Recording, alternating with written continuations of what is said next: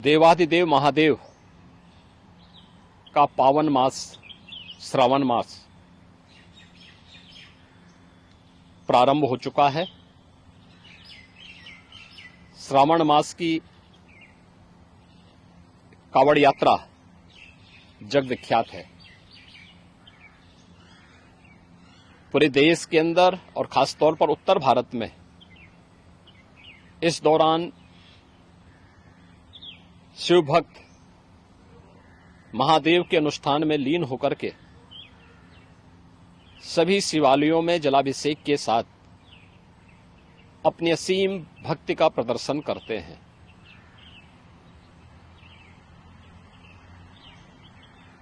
केंद्र और राज्य शासन ने मिलकर के श्रद्धालु जनों की सुरक्षा, उनकी सुविधा, उनकी सुगम और सुरक्षित यात्रा के लिए अनेक प्रबंध किए हैं। कहीं कोई दिक्कत न हो, कहीं कोई अव्यवस्था न फैले, कोई भी उनकी आस्था के साथ खिलवाड़ न करने पाए, इन सब बातों का ध्यान में रख करके प्रयास प्रारंभ किए गए हैं। लेकिन हमें एक बात जरूर ध्यान में रखना होगा। मैं सभी श्रद्धालु जनों से इस बारे में विनम्र अनुरोध करूंगा।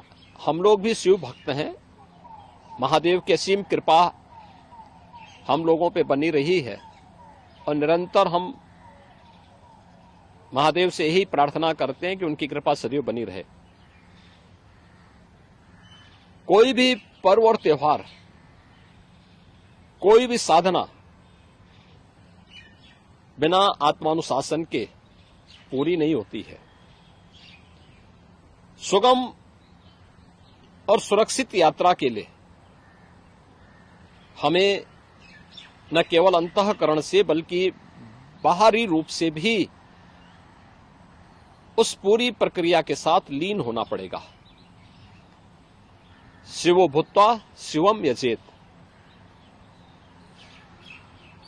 शिव बनने के लिए शिव जैसी साधना भी चाहिए, उस प्रकार का आत्मानुशासन भी चाहिए, और तब यह कावड़ यात्रा न केवल श्रद्धा और विश्वास की प्रतीक के रूप में बल्कि आम जन के व्यापक विश्वास की प्रतीक बनकर के उभरेगी। जैसा कि इस समय हम लोग देख रहे हैं माहौल कि असीम श्रद्धा भाव के साथ जनता जनार्दन समाज के अलग अलग तबके के लोग उनकी सेवा के लिए तत्परता के साथ कार्य कर रही है। और सरकार ने भी अपने स्तर पर न केवल बेहतरीन पेट्रोलिंग के माध्यम से, स्वच्छता के माध्यम से, स्वास्थ्य की व्यवस्था के माध्यम से शिविर लगा करके भी अनेक प्रयास प्रारंभ किए हैं और आवश्यकता अनुसार ड्रोन और हेलीकॉप्टर से निगरानी और पुष्प वर्षा की व्यवस्था भी इसके लिए की है।